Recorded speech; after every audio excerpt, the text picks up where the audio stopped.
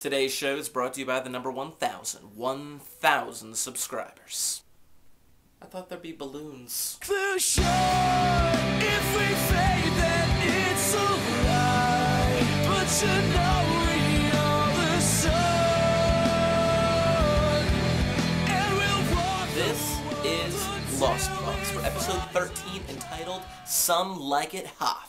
This week, we'll all realize that our teenage looks were weird, enjoy Hurley's famous garlic mayo, and find out who's mightier, the Empire or an Ewok. This episode was satisfying to say the least. I'm really glad that the writers held back on telling Miles' backstory up until now. This mysterious persona kept building and building for a season and a half until last night we got to know Miles Strom, Ghost Whisperer.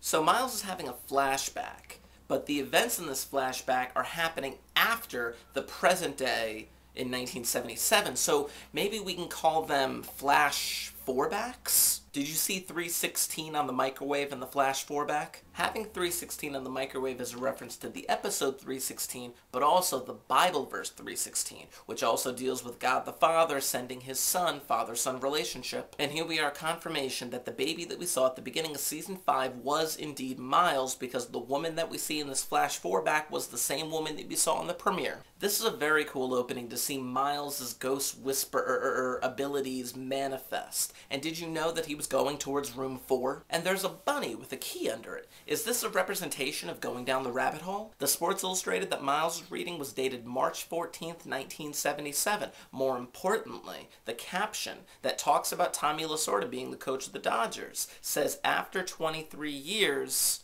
new boss in LA. I'm in the circle of trust. Grid 334? In hostile territory? Is that where they're building the Swan?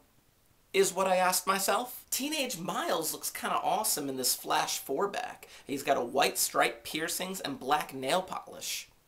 No, he looks weird. Poor Miles' mom. But the question is, did she die of cancer? More importantly, if she stayed on the island, would she have not gotten cancer? Why would his father, Pierre Chang, kick Miles and his mom out and off of the island? This leads to a break in the recap and jumps to Theory of the Week. The time loop theory has been established for a few seasons now. Let's set up the time loop. Pierre Chang will die sometime after the incident. We know that he survives the incident because he makes the Swan orientation film talking about it. Thus, being Pierre Chang's destiny to die, he never has the opportunity to talk to adult Miles and explain to him why he has this ability of ghost whispering. Miles' destiny is to find out about his ability from his father. How is this possible? He has to time travel back to the island in the 70s as an adult. Miles has a resentment towards his father, but from what we've seen, Pierre Chang seems to have a loving relationship with baby Miles. The theory is that adult Miles will convince Pierre Chang to kick his wife and kid off the island in order to set the time loop into motion. My prediction is that there will be an emotional scene where adult Miles has to convince his father to commit the one act that has plagued Miles for his entire life. Now let's go back to the episode. Garlic mayo? Carpool? Global warming? Prevent it? I love Hurley. Well, here we go. They have to pretend like young Ben was taken or he walked off on his own.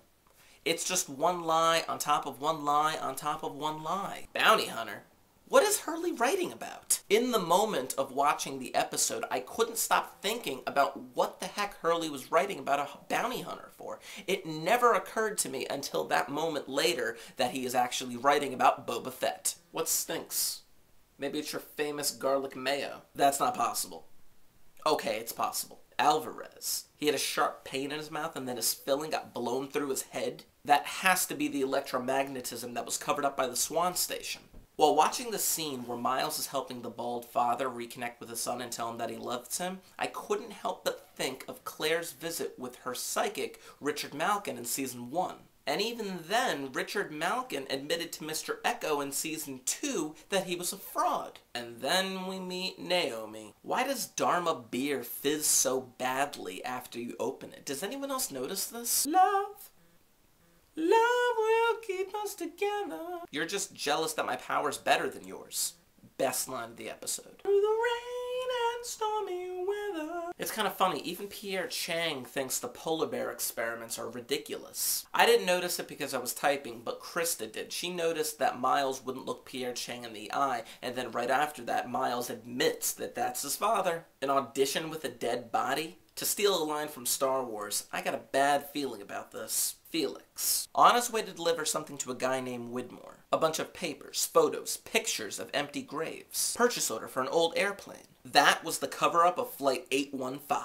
We saw those photos of the empty graves in Meet Kevin Johnson last season. Also, there was a documentary talking about those empty graves that was somewhere on the internet a couple years ago. If anyone knows where it is, please send me the link. $1.6 million is what Whitmore is offering Miles, and $3.2 million is double. That's why he asked Ben for that number. Miles tells Hurley that no matter what he does, they're still gonna die in the Purge of 1992. Whatever happened, happened. What happened to the body? What body? No, seriously, what happened to the body? Why bring it to the Orchid? Maybe they time-traveled it. Of course, you saw the information on Egyptian history on the chalkboard behind Jack in the classroom. Small world. That's your name too, right, Miles? Like he forgot. Hurley, why are you trying to have this conversation? The serial number that goes on the hatch. How awesome is that? We're seeing the numbers being etched on the hatch door. How fitting is it that Hurley is there to see this? You owe me a fish taco. Bram? Who is this guy? Bram was one of the guys with Alana when she asked Frank what lies in the shadow of the statue. Who do they owe allegiance to? Dharma? Whitmore? The others? Man, this is a weird flash forward. I'm leaning towards Bram being an other because he's talking about filling the hole in Miles' life. Bram says Miles is playing for the wrong team. Bram's playing for the right team? How does he know? Unless he's lived through it and seen the result already. He was totally down for that beer, dude. Hurley's writing Empire Strikes Back. How awesome is that? Some like it Hoth. How fantastic is it that Hurley is just recalling the plot to Star Wars for Miles to prove a point about his relationship with Pierre Chang? We got a development, Phil. You figured out Sawyer took the kid. Was baby Miles wearing a Dharma onesie?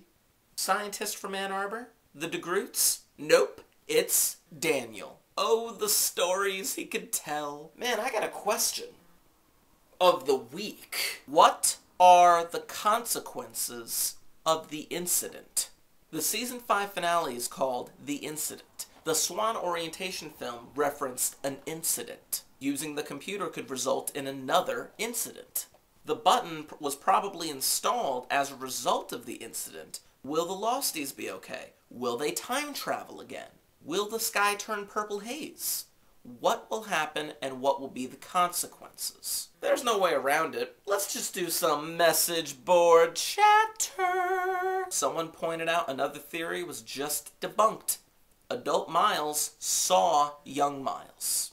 The theory was that you couldn't come into contact, either talk to, speak to, yourself from another time. It was much like the two bunnies coming into contact during the Orchid video before Season 4 started. The theory was strengthened by the idea that Locke didn't want to go near the hatch when he saw the light come up when they were time jumping, because if he came into contact with himself, there would be an explosion of the flux capacitor or something. But then again, maybe they can see each other, but not touch each other, because we haven't seen adult Miles actually hold baby Miles. A lot of people are trying to figure out where Daniel has been for 3 years, who's he been with, and what's he been doing. The general consensus is that Pierre Chang found out about Daniel's aptitude at theoretical physics and sent him to Ann Arbor to work with the DeGroots. The idea is that now he's come back to the island because he's discovered something significant. I thought that he had left so he didn't have to scare young Charlotte into leaving the island, but I was wrong.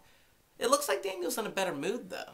Next week's episode is called Clip Show. We won't have another new Lost for 2 weeks. When we get there, the episode will be called The Variable. That's going to be a very nice balance point to everyone's favorite Lost episode, The Constant. In closing, I know a lot of people have been asking me about this, and I'm finally going to say it for the record. Ewoks suck. Tiny, furry creatures that aid in bringing down the powerful Empire with their tiny, furry antics. They're like Muppets!